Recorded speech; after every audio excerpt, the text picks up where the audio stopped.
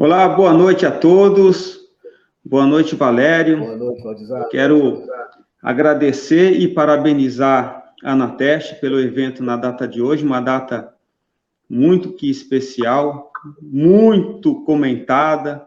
Afinal de contas, são 50 anos, meio século de uma política pública implantada no Brasil para socorrer trabalhadores vitimados, assassinados no seu ambiente de trabalho, que impedia o crescimento do Brasil, o desenvolvimento do Brasil economicamente, né? E essa política pública chamada SESMIT, durante esses 50 anos, bem ou mal, sobreviveu, salvou muitas vidas, preservou a integridade física de muitos familiares e, principalmente, da economia brasileira. Porque sem uma mão de obra saudável, nós não produzimos nada de qualidade, né? Quero agradecer aqui a oportunidade. Eu vou falar para você, olha que oportunidade que eu estou tendo de estar numa sala com o Rony lá nos Estados Unidos, com o Antônio Tadeu, né? Antônio Tadeu é uma referência na educação do profissional técnico de segurança do trabalho aqui no Brasil, com a Elizabeth Cox. Conheci recentemente a Elizabeth numa reunião que nós estávamos discutindo justamente o assunto em si, né? E, para mim, é muito, assim, eu fico até um pouco emocionado, porque eu sou um técnico de segurança muito apaixonado, né? Acho que quem fica nessa área, o tempo que fica, que nós estamos, Tadeu, é muito apaixonado. Porque uma vez eu cheguei no Sintesp e comentei que um dos problemas que nós temos na nossa profissão é que nós somos uma profissão ponte. Aí todo mundo olhou para a minha cara naquela reunião e falou, como assim profissão ponte?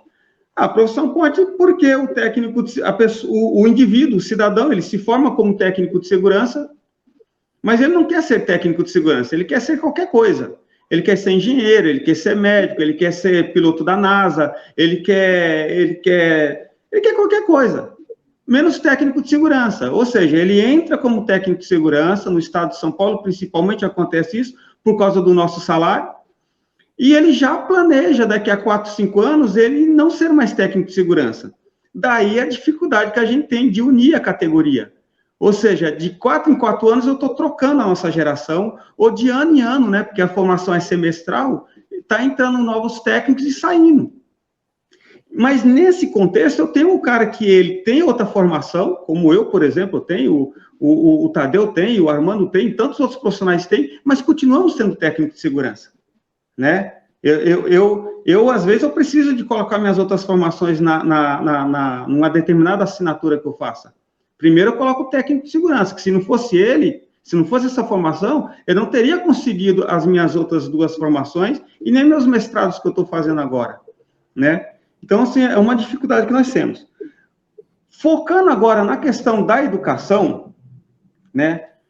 Aí vocês vão me sinalizando se é o momento ou se eu já faço a fala. Pode falar. Eu tive uma preocupação quando eu entrei no Sintesp, que eu queria, e o Sintesp sempre teve esse compromisso, de trabalhar a questão da educação do profissional técnico de segurança do trabalho. Né? O nosso mestre, nosso pai maior, o meu professor, o meu mentor, Armando Henrique, né, sempre teve essa preocupação. Hoje você entra no site Sintesp, nós temos lá. Oi? Ah, tá. Bom, hoje você entra no site Sintesp, nós temos lá na tela, que é ética, competência, dignidade e compromisso. Eu acho que o profissional técnico de segurança, eu falando da minha área, mas todo profissional de SESMIT, ele tem que ter uma formação muito sólida, que ele, como indivíduo profissional, ele saia para o mercado de trabalho com ética, com competência, dignidade e um compromisso com a saúde do trabalhador. E você só consegue isso com uma formação profissional de qualidade. Uma formação profissional que possa desenvolver essas competências e essas habilidades para ele, no transcorrer do ambiente de trabalho, ele ter um comportamento profissional dentro desses pilares. Agora, qual que é o nosso desafio hoje? Nosso desafio, ele parte a partir do momento que se criou, que se revisou a Lei de Diretrizes e Bases da Educação. Essa Lei de Diretrizes e Bases da Educação, por sinal muito boa, e o Tadeu comentou que muitas escolas hoje não cumprem mesmo, e ela não cumpre porque ela tem algumas brechas organizacionais. Por exemplo, a formulação, a organização de uma unidade educacional para ministrar um curso de técnico de segurança do trabalho, ele é aprovado através das secretarias estaduais de ensino. Essas secretarias estaduais de ensino têm um conselho, tem os membros lá que participam, que em sua maioria está contaminado com proprietários de escola ou representantes de proprietários de unidades educacionais.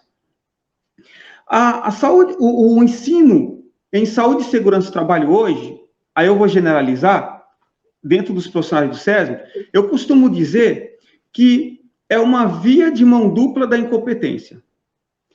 Numa mão, eu tenho as escolas ministrando cursos, na outra mão, eu tenho a sociedade, cidadãos, se inscrevendo para se formar porque eles querem ir para o mercado de trabalho. Regado a unidades educacionais que querem distribuir certificado, que quanto mais certificado distribui, mais eles ganham. Então, eles não têm preocupação com a formação, com a qualidade, se o cara vai ter ética, competência, dignidade, compromisso. Porque eles não têm um compromisso com a formação profissional. O negócio dele é dar certificado. Do outro lado, eu tenho uma sociedade que é diferente da década de 70, década de 80. Por exemplo, quando você tirava uma nota 8, uma nota 7, uma nota 9, e agora com os novos modelos educacionais, alguns querem dizer que não é mais nota, porque isso menospreza o aluno. Agora é bom, M-bom, ótimo, inventa um monte de coisa para avaliar o aluno. E aí, antigamente, quando você tirava uma nota que não fosse 10, nós buscávamos o 10. Agora, nesse modelo de formação profissional, a pessoa não busca o 10, ela busca o diploma. E para buscar o diploma, o que ela precisa? Ela precisa da média. E o que é a média? A média é a nota mínima para passar. O que é isso? É medíocre. Mediano, medíocre. Então, assim, a gente não tem mais aqueles profissionais que querem ser bons. Por exemplo, quando eu era aluno, eu participava de tudo quanto era evento, de SST. Aí eu via lá as pessoas dando palestras, falando, especialista nisso, especialista naquilo. Aí eu falava assim, nossa, eu quero ser bom igual aquele cara. Eu uso muito isso, que eu ia muito em evento do Cosmo. Eu quero ser bom igual o Cosmo. Aí eu ouvi o Armando, eu quero ser bom igual o Armando. Aí eu conheci o Tadeu, os livros do Tadeu. Eu quero ser bom igual o Tadeu. A minha maior felicidade foi quando eu percebi que eu não estava conseguindo ser bom que nem eles, mas eu estava com eles, eu estava andando com eles, eu estava aprendendo. Eu não via a hora de participar de um evento com o Tadeu, porque eu era professor do Senac. E o Tadeu era professor do Senac. Eu queria falar para o Tadeu, Tadeu, eu sou seu colega de trabalho. Eu consegui. Né? Então, assim, e essa minha fala é porque eu fui professor e coordenador de curso nas duas maiores instituições de ensino do estado de São Paulo. E eu vi as duas instituições de relevância degradando o processo educacional. Eu vi, eu presenciei. Quando uma gerente de uma unidade educacional me chamou e perguntou por que aqueles alunos, aquele grupo de alunos, 3, só tirava R comigo, e com os outros professores era tudo ótimo. Eu falei, você não tem que perguntar para mim por que eles tiram R comigo, você tem que perguntar para eles porque eles tiram ótimo.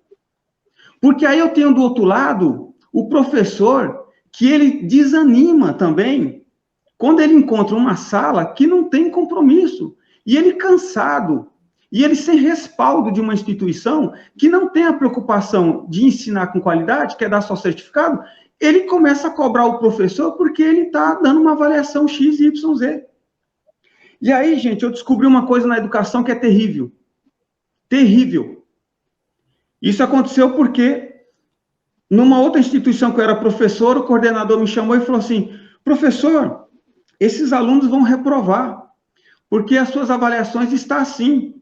Eu conversei com os outros professores, eles mudaram a nota dos alunos. Você pode mudar a sua também? Falei, posso. Eu vou dar a mesma avaliação para eles, igualzinha. E quem vai mudar a nota é o aluno, que vai fazer a mesma avaliação igualzinha e faça melhor. Aí eu mudo. Professor, mas desse jeito, a nossa porcentagem, esqueci o nome, mas é assim, quanto maior o número de aprovados na instituição, a gente recebia um bônus no final do ano. E eu iria derrubar esse bônus. Aí eu descobri, gente, a corrupção na educação.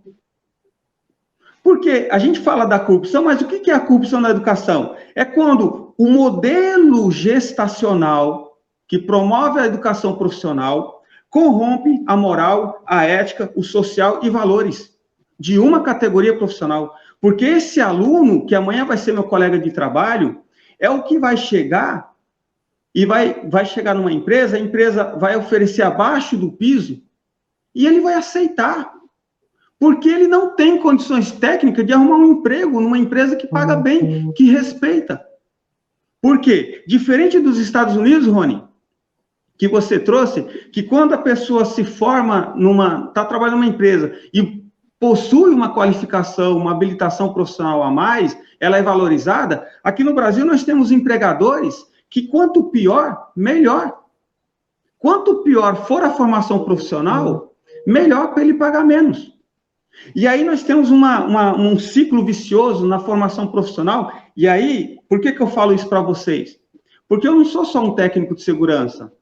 Eu sou um profissional da educação que adquiriu habilitação em ministrar cursos técnicos de nível médio na FATEC. Eu tenho uma especialização em formação profissional de nível médio, de nível médio para profissional técnico. Fiz na FATEC, 1 ano e pouco, todos os sábados, sofrendo. Aí eu entendi que o que é a formação profissional? Formação profissional é aquele modelo educacional que capacita mão de obra para o mercado. O mercado, eu tenho 2 no Brasil. Eu tenho aquele que quer bons profissionais, ótimos profissionais, os melhores profissionais, e ele está disposto a pagar por eles. E ele vai fazer essa seleção. Ele vai buscar. Porque eu recebo lá no Sintesp um monte de empresas entrando em contato e falam assim, eu preciso que vocês me indiquem um técnico de segurança. Aí uma vez eu falei para a empresa, poxa, mas eu tenho um monte, o que eu mais tenho é técnico de segurança aqui. Ela falou, não, você não está entendendo, eu quero um técnico de segurança. Aí eu entendi o que ele quis dizer.